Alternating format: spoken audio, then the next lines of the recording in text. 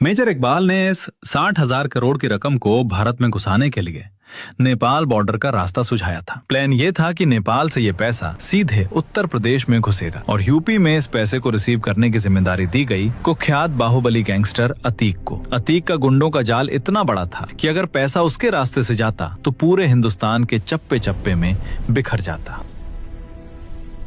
लेकिन मेजर इकबाल को एक बहुत बड़ा डर सता रहा था। उसने 2015 में दाऊद के सामने अपनी चिंता जताते हुए कहा कि अगर 2017 के यूपी चुनाव में सत्ता योगी आदित्यनाथ के हाथ में चली गई तो यूपी में अतीक समेत उनका पूरा नेटवर्क खत्म हो जाएगा और नेपाल बॉर्डर वाला रास्ता हमेशा के लिए बंद हो जाएगा। ये सुनकर दाऊद ने साफ अल्टीमेटम दिया। तो नवंबर 2016 आखिरी मौका है। इसी के साथ 9 नवंबर 2016 की वो खौफनाक तारीख तय कर दी गई जब ये 60,000 करोड़ की पहली बड़ी खेप नेपाल बॉर्डर से यूपी में घुसनी थी। भारत में हाल ही में उरी सर्जिकल स्ट्राइक हुई थी और पूरा देश जोश में था। उस दोपहर भारत के national security adviser NSA Ajit Doval अपने दफ्तर के आंगन में टहल रहे थे। तभी उनके एक अधिकारी ने आकर उन्हें ये खौफनाक खबर दी कि पाकिस्तान 60,000 करोड़ के नकली नोट भारत भेजने की तैयारी कर रहा है। ये सुनते ही डोभाल जी एक पल के लिए सन्न रह गए। उन्होंने कहा, 60,000 करोड़, ये बहुत बड़ी रकम है। अगर ये पैसा हिंदुस्तान आ गया तो बाजार हिल जाएगा, लोग डरेंगे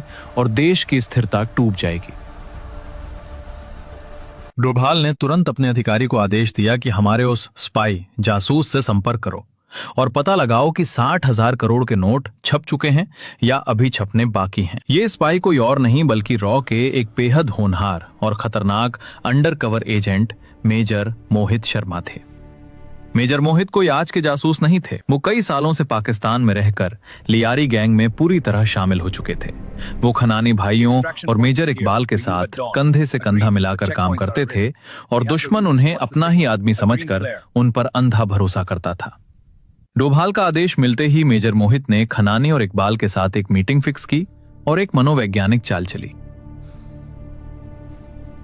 बातों बातों में मोहित ने उनसे कहा कि नेपाल बॉर्डर का रास्ता अब सुरक्षित नहीं रहा है। हिंदुस्तानी एजेंसियां वहां नजर रख रही हैं। मोहित ने उन्हें हिंदुस्तान में पैसा सुरक्षित पहुंचाने के कुछ नए रास्तों का झांसा दिया। उनके इस झांसे में आकर खनानी उन्हें सीधा इस्लामाबाद की एक खुफिया फैक्ट्री और गोदाम में ले गया। जब मोहित ने गोदाम के अंदर देखा तो उनकी आंखें खुली रह गईं। वहां करोड़ों रुपए के जाली नोट बंडलों और थैलों में भरे हुए रवाना होने के लिए बिल्कुल तैयार रखे थे।